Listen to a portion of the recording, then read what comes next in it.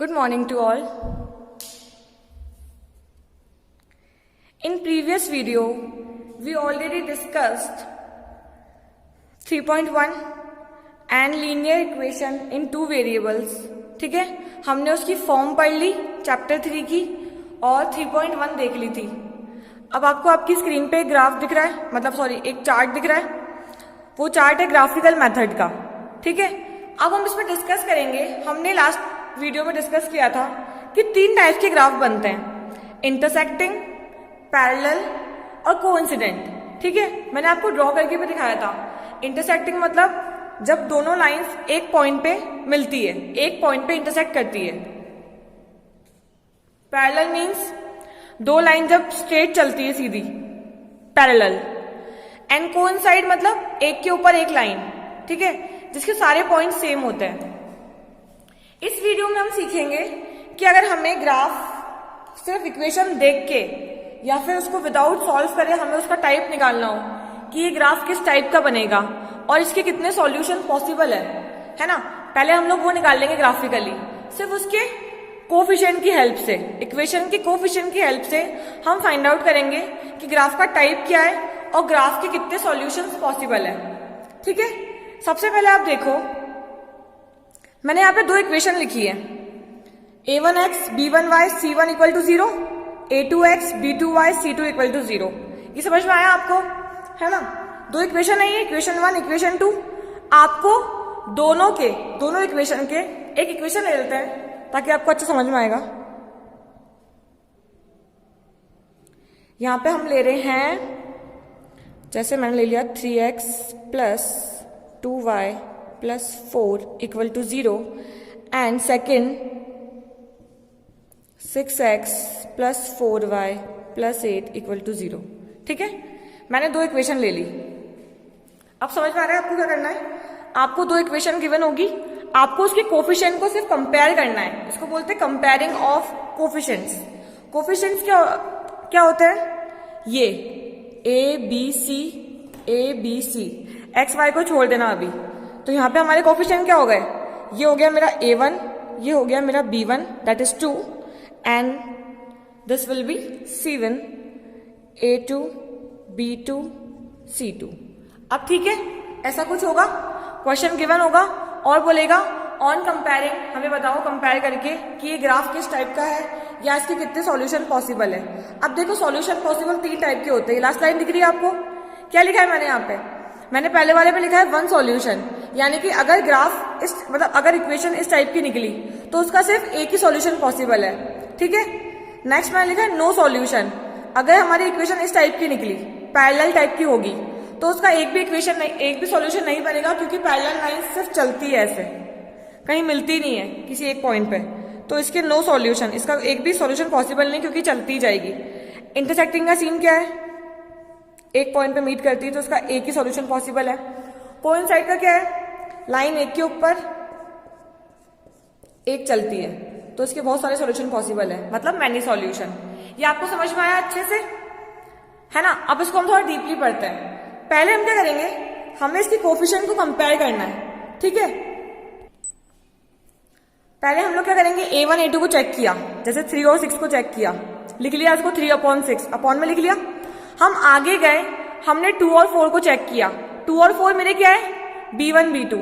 ठीक है, पहले इन दो को चेक किया, फिर देखा कि क्या ये इक्वल आ रहे हैं, मतलब समझ लो आप. देखो एक बार इसी में देखो,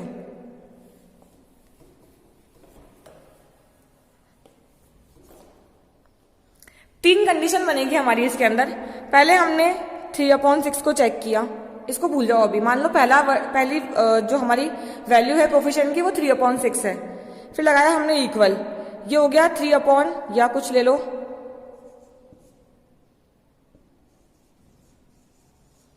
4/6 मान लो, है ना. इसको छोड़ो, इसके अकॉर्डिंग नहीं लिया मैंने, कोई भी a1 a2 और b1 b2 की वैल्यू ये है. ये और सॉल्व हो सकती है, तो ये कट के हो गया 1/2, फिर ये कट के कितना हुआ 2/3. क्या ये इक्वल आ रहे हैं, नहीं आ रहे हैं, तो ये हम क्या लगा देंगे यहाँ पे सीधा सा नॉट इक्वल.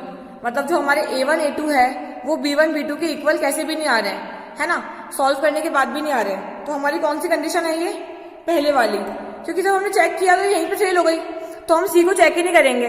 हमने ये 2 को चेक किया तो दोनों इक्वल नहीं, तो फिर सी पे क्यों जाएंगे हम, है ना। ये हमारी होती है पहली कंडीशन। अगर कभी ऐसा ये कंडीशन अगर होती है तो इसका ग्राफ कैसा बनता है, इसका ग्राफ बनता है इंटरसेक्टिंग। कैसा बनता है, इंटरसेक्टिंग ग्राफ बनता है, क्योंकि ये एक पॉइंट पे कट करता है और इसका सॉल्यूशन क्या होता है, वन सॉल्यूशन। ये समझ में आया आपको। जब भी ऐसी कंडीशन ऑब्टेन होती है तो ग्राफ इंटरसेक्टिंग बनेगा और सॉल्यूशन क्या होगा, वन सॉल्यूशन। ठीक है, अब हम सेकंड कंडीशन डिस्कस करते हैं, जिसमें हमने A1 A2 और B1 B2 को चेक किया तो वो इक्वल आ गए। ठीक है, और जब ये इक्वल आ गए तो फिर हम किस पे मूव ऑन किया, हमने C1 C2 पे। लेकिन C1 C2 क्या आ गए, नॉट इक्वल। एक एग्जांपल देखो, ये इक्वेशन गिवन है, कोफिशिएंट कंपेयर करते हैं। एक्स और वाई को छोड़ देना, सिर्फ नंबर्स कंपेयर करने हैं आपको।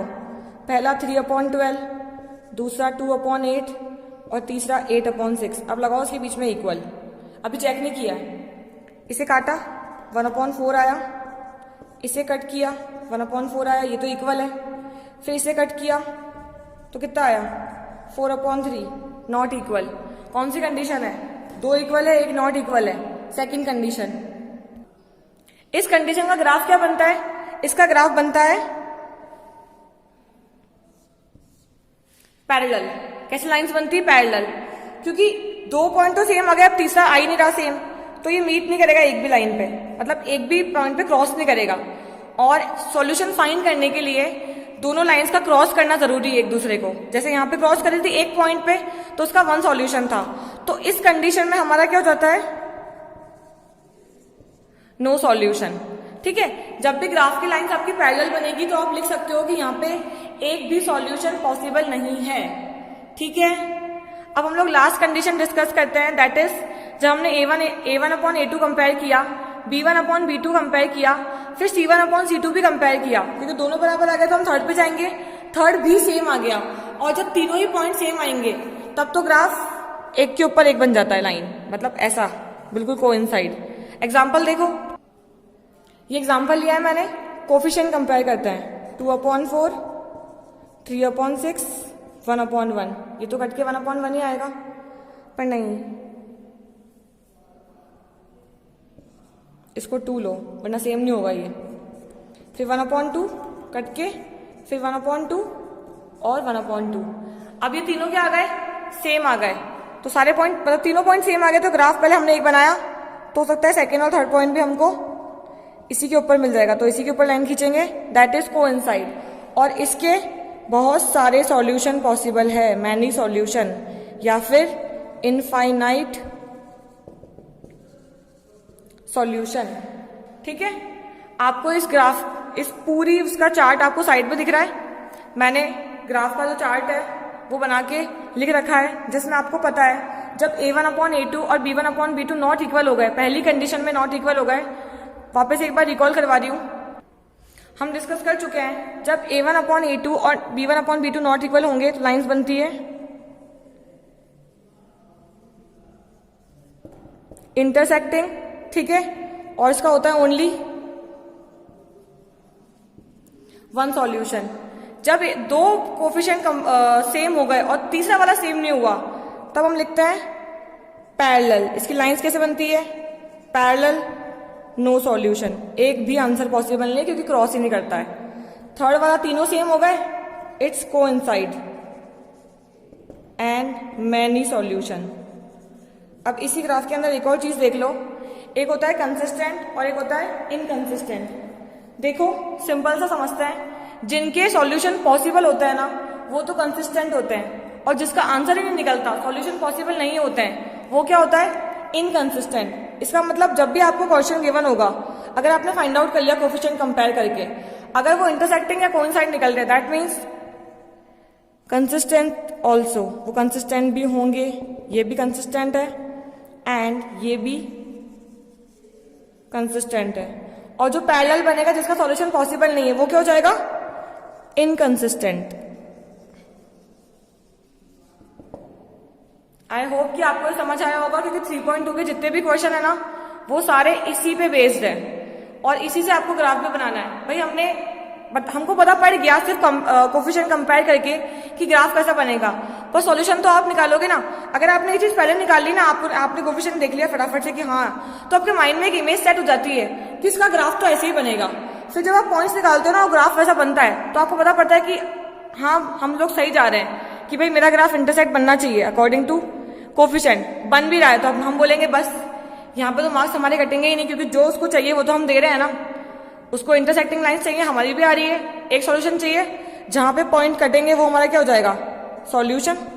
एक्स और वाई वाला पॉइंट, यही करते हैं, सीखा है हमने 9th क्लास में भी, ठीक है। तो अब हम क्या करेंगे, हमने ये इसको सीख लिया खाली। अब हम नेक्स्ट वीडियो में 3.2 का क्वेश्चन नंबर 1 स्टार्ट करेंगे सीधा, ठीक है। एक बार देखो, आगे वाली सारी एक्सरसाइज के अंदर वर्ड प्रॉब्लम इंपॉर्टेंट है। तो वर्ड प्रॉब्लम का फंडा ये होता है कि आपको वर्ड प्रॉब्लम पढ़ के समझना पड़ता है पहले, माइंड के अंदर पूरा एक वो इमेज बनानी पड़ती है कि ये बोल क्या रहा है। क्योंकि देखो, आप ये वाली बात ध्यान रखना कि इक्वेशन हमेशा इसी फॉर्म में बनेगी, तो आपको कैसे भी करके उस स्टेटमेंट को इस फॉर्म के अंदर लेके आना है, तब जाके आप लोग आंसर फाइंड कर पाओगे, ठीक है। और आपको ये भी पता है कि जो ग्राफ बनेंगे वो भी इंटरसेक्टिंग, पैरेलल और कोइंसाइड ही बनेंगे। आपको सब कुछ ऑलरेडी पता होगा, आपका काम क्या है, बस उसके सॉल्यूशन फाइंड करना। तो 3.2 हम लोग नेक्स्ट वीडियो में स्टार्ट करेंगे, और इसके एग्जांपल्स अगर आप देखोगे तो आपको सिर्फ ग्राफिकली चेक करना है कि क्या जैसा हमने कोफिशिएंट से निकाला है वैसा ग्राफ एक्चुअल बन रहा है क्या, ठीक है। तो आप इसके एग्जांपल सॉल्व करना और 3.2 को सॉल्व करने की कोशिश करना। हम लोग तो वैसे भी सिलेक्टेड क्वेश्चंस करेंगे, सबके एक या दो पार्ट करेंगे, बचे हुए पार्ट आप लोग करना, ठीक है। इसकी प्रैक्टिस करना और इसको याद कर लेना कि इंटरसेक्टिंग लाइंस कब बनती है, पैरेलल कब बनती है, कोइंसाइड कब बनती है। Okay fine, thank you, have a good day.